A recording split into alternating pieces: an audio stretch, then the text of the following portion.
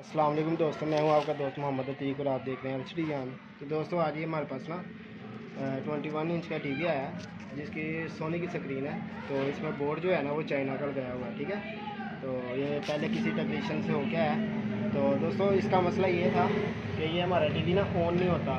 तो अगर ऑन होता है तो फिर तकरीबन 10 मिनट के बाद ऑन होता है, ठीक है। ये हम सप्लाई इसकी लगाते हैं। तो दोस्तों ये हमारे पास एक मीटर है। तो अगर आप ये मीटर को यूज़ करने का तरीका सीखना चाहते हैं तो उसका मैं लिंक डिस्क्रिप्शन में दे दूँगा, उधर से आप देख सकते हैं, ठीक है। तो उसकी डिटेल के साथ मैंने वीडियो बनाई है। दोस्तों वीडियो शुरू करते हैं। तो ये देखिए, ये हमने इसको डीसी की रेंज पे रखना है, ठीक है। ये डीसी की रेंज है। तो इसको हम चेक करेंगे दोस्तों। ये हमारी टीवी की ग्राउंड लग गई है, ठीक है। तो ये देखें दोस्तों, ये डीसी की रेंज है। तो दोस्तों ये देखिए, ये हमारे वोल्टेज ना पूरे नहीं बांध रहे, ठीक है।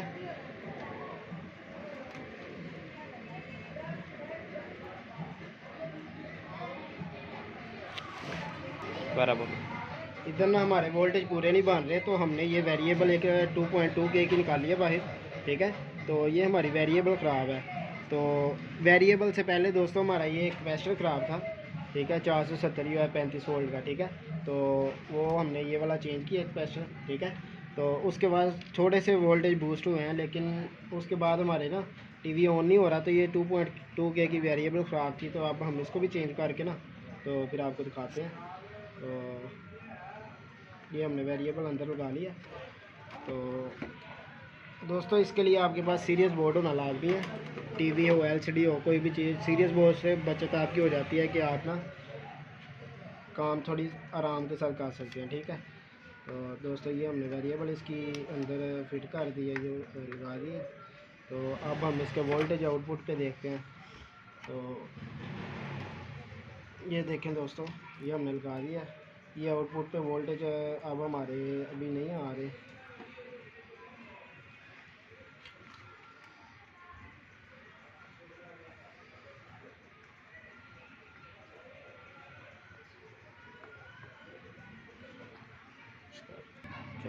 तो दोस्तों ये देखिए, ये हमने डीसी की रेंज पे सेट कर लिया। तो दोस्तों ये हमने लगाया पीछे।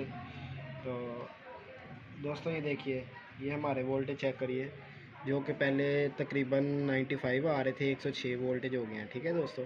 तो उसके बाद हमारे वोल्टेज आने हैं इस जगह पे, ये रिमोट के ऊपर, ठीक है। ये रिमोट के 5 वोल्ट आते हैं, ठीक है। तो ये हमारे तकरीबन 4.45 वोल्ट तकरीबन सही आ रहे हैं, ठीक है दोस्तों।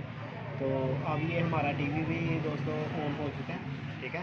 ये आपको फिलामेंट का मैं दिखाता हूँ। ये देखिए, ये फिलामेंट है इसका, ये ऑन हो गया, ठीक है।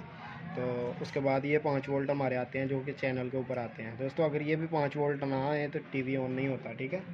तो दोस्तों इसके इम्पोर्टेंट वोल्ट आपको मैं बता देता हूँ, ठीक है।